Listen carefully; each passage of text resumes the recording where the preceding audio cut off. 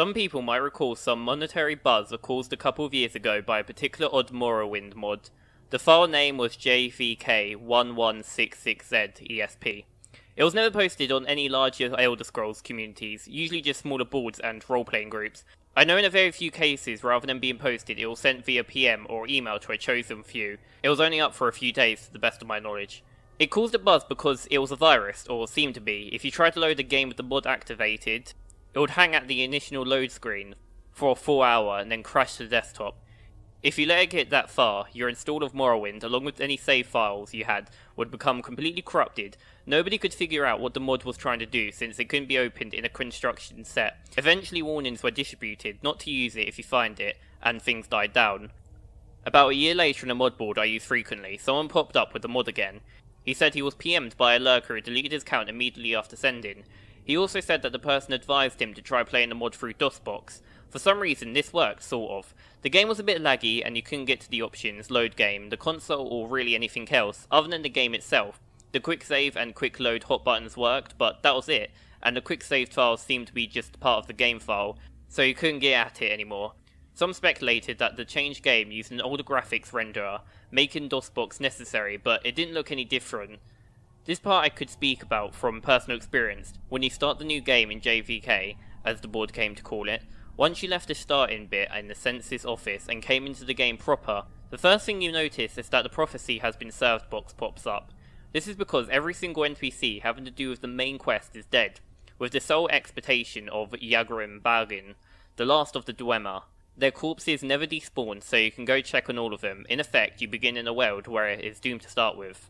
The second thing you notice is that you're losing your health. It's only a bit, but it keeps happening, a little bit at a time. The longer you stay in one place, the quicker it seems to occur. If you let this health loss kill you, you find a cause, a figure we came to call the Assassin, because he seems to wear the retextured version of the Dark Brotherhood armor from Tribunal, even though the expansions don't work in JVK. It's all black, completely untextured, like he's just a hole in space. The way he moves. He gave me quite a start the first time I saw him scuttering around my dead body. He crawls inhumanly on his hands and feet. His arms and legs splayed out like a spider. You'd usually only see him after death, crawling around and over your body just before the reload box popped up. Occasionally you could catch a glimpse of him darting around a corner or crawling on the wall or ceiling. It made the game very difficult to play at night. Other than that, the only noticeable difference is that at night, at random intervals, every NPC in the game will go outside for a few minutes. During this time, the only thing they'll say when held is, "Watch the sky." Once they return to normal behaviour, they act normal. After a while, a player on the board discovered a new NPC called Tyrus, a male Domina in the temple at Ghostgate. Two things are notable about the NPC. First is his robe, a unique article of clothing that was lovingly rendered with a twinkling stars all across it, looking like a torn off chunk of the night sky. The second is that all of his dialogue, in addition to showing up in the dialogue box, is voiced. You can skip it if you wish, but it all sounds like it is a default male Domina voice. Some people said that they thought this voice was slightly different, but it was very, very good imitation. I wouldn't go in detail, but the questline he sends you on has to do with a dungeon referred to simply as the Centaur. Up until this point, the quests were all of this fairly generic discover the secrets of the ancient bent. The entrance to the dungeon is a very small island far from the west of the Morrowind proper. I eventually discovered that if you use a scroll of Arcarine flight at the westernmost point on the main landmass and jump directly west, you'll end up on almost exactly at the island. Even though the dungeon is called Sentinel, it goes straight down. It dwarfs any other dungeon, both in size and difficulty. From a natural cave area you proceed down into an ancient tome looking area, then a ruined area, and then a Dratic ruin area, and then a Dwemer ruin area. I made it down to the Dwemer ruins before I quit. The creature here was strong enough that a level 20 character would have to take care of. The creatures here were strong enough that a level 20 character would have to take care, and since you can't use the console in JVK, level 20 took a while to get to. Since quick save and quick load are your only options, it's all too easy to get yourself into an impossible situation too. I did, and I just didn't have enough energy to start over. Now what I'm telling you is based on what those few who went further reported. Past the Dwemer ruins, you find yourself in a level like Durham ruins, but darker. Rather than the usual bronze, all the surface, including those of the creatures, are black. The sound of machinery are loud here, and grow louder still, randomly. There are also steam and fog everywhere, imitating your vision to be about 10 in-game feet or so. If you make it through all of this, you will reach a hall that those who found it called the Portrait Room. Like the fire and torches or any other effects from the early 3D games, this room has a picture frame that always faces directly at you, no matter how you look at them. The images in the frame were always randomly chosen from your My Pictures folder. On the board, the only one who got there had some fun posting screenshots of the portrait room with various pictures in the frames. At the end of the hall was a locked door. After admitting defeat and returning to the Tyrus, everyone just found him saying, "Watch the sky," in his gravelly voice. What's more, nobody else in the game would say anything. There was just a completely blank dialogue box with no options at all. They wouldn't even rattle off the usual canned audible greetings. The only expectation was at night.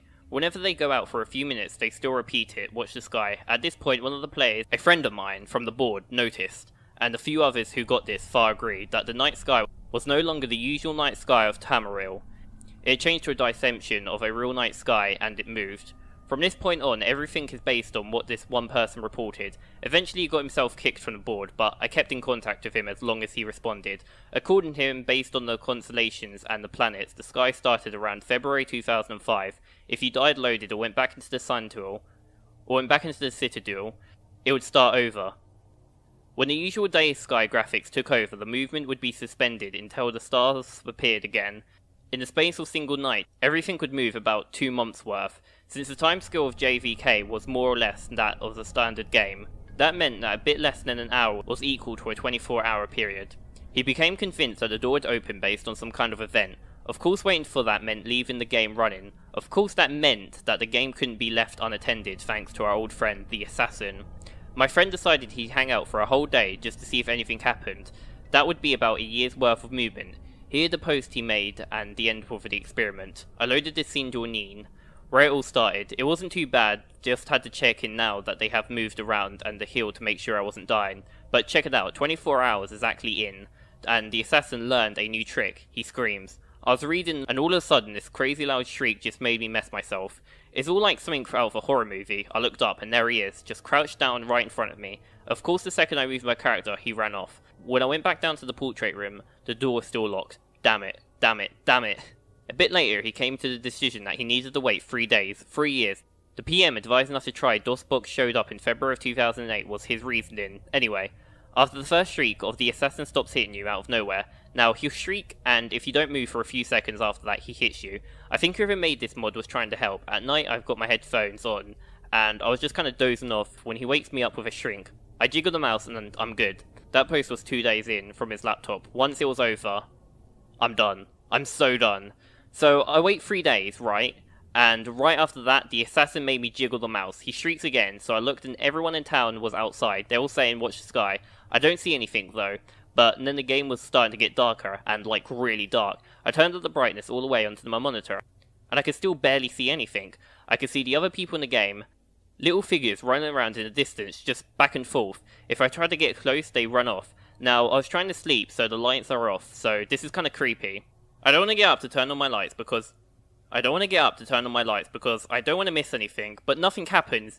Eventually I go back to Sintul. It's still dark, and I gotta swim, and the whole time I could see all these guys swimming around me, just barely there.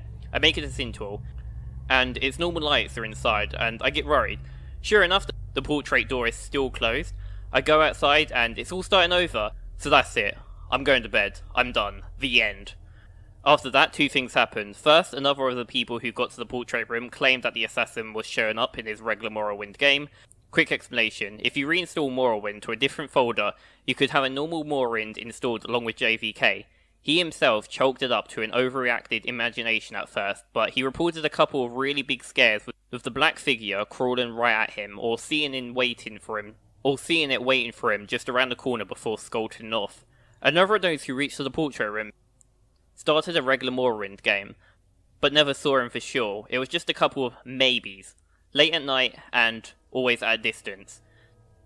The second is that my friend's starting to get really abusive and short-tempered on board. Though he stopped talking about JVK entirely, it got so bad that he was soon kicked off. I didn't hear anything from him for a couple of weeks after that, so I sent him an email. This was part of his reply. I know I shouldn't, but with classes out I got some time, so I started playing JVK again. It's almost 2011, and I think I got the sleep madness, but stuff is happening. It's still dark. Once it gets dark, it never gets any lighter. It stays like that. The people moved a few months ago. Everyone in Seyda just went to the little bandit cave and just moved on. They killed the bandits inside and now just standing around inside. They don't say anything anymore. They don't do anything when you click on him. I quick saved and killed one and he just sort of stood there until he died without fighting back. And it's like that everywhere. You have to walk since the quick travel people are in caves now too. But all the cities and towns are just deserted. All the people are in caves or tombs. Everyone in Jvk is down into the sewers. I'm going to Ghostgate next. I want to see if Tyrus is still there. I'll tell you what he says when I get there. I replied and said I wanted to see what he said too. When I didn't get a reply, I mailed him again and a couple of hours later he sent back, "Sorry, I totally forgot." So it's 2014 now. Since it's always moving night, the star's always moving. The whole screen is dark, but you can still see the brightest star moving around. Tyrus is gone. Everyone in Ghostgate was gone. I don't know where they went. They're not in any of the nearby caves, but there's new stuff. People still don't say anything, but their eyes are bleeding. It's so dark that even with a light spell you have to get right up against them to see. But there they are, little dark streaks coming down from their eyes. I think I gotta be getting close. I know it's stupid, and there is no way the payoff is gonna be worth it, but I just want to be able to say I stuck it out.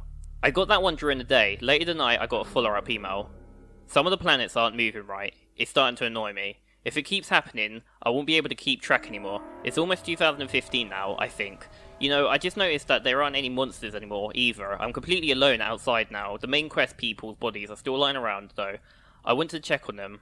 I don't need headphones anymore, so I just have to leave them off. It's like he's screaming right into my ear. I think I even anticipated it.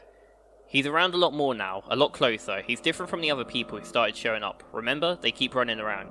Just where I can barely see them. I have to admit, it's kind of creepy at night. Sometimes when I go to the bathroom or whatever, I swear I could see something from the corner of my eyes. I'm keeping all the lights on now. I sent him a letter jokingly telling him to get some real sleep and left it at that. 2 mornings later I found this into my email. It was the last thing I got from him. After this he stopped responding completely. I just got up from the craziest dream, I think. The assassin streaked at me and when I opened my eyes he was right there, crouching over me. His arms and legs were longer, more like spiders. I tried to push him away, but when I touched him with my hands, just went inside me and I couldn't get them loose again. Like he was just made from tar or something. Then I woke up. I thought he was gone, but when I looked at the monitor I wasn't where I was.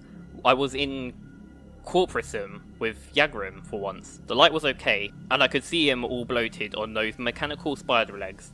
I sat down on the computer and he started talking to me. Not in a box, but really talking to me, in Tyrus' voice. He knew things about me. He told me things. He told me things that I never told anyone. Some things I totally forgot about. He told me that almost nobody had made it this far, and that the door would open up soon. I just had to hang on a little longer. He said I know when it was this time. He said I might be the first one to see what's inside. And then I woke up for real. But I was at the computer. I still wasn't where I was. I'm swimming out to the Signal Island, and I could hear some tapping. It's at my window. It's over the left, so I'm sending you this because I left my laptop by the bed to the right, just a little tap tap tap. Like he's knocking his finger against the glass. I might still be dreaming now. So I guess that's the end of the story. I know there's a few other stories floating around about the mod, but this is the only I know as true as far as it goes. I deleted my JVK copy of the game pretty much right after I gave up, but I'd like to get into the mod again. If anyone still has the copy of the file, I'd like to see some of this for myself.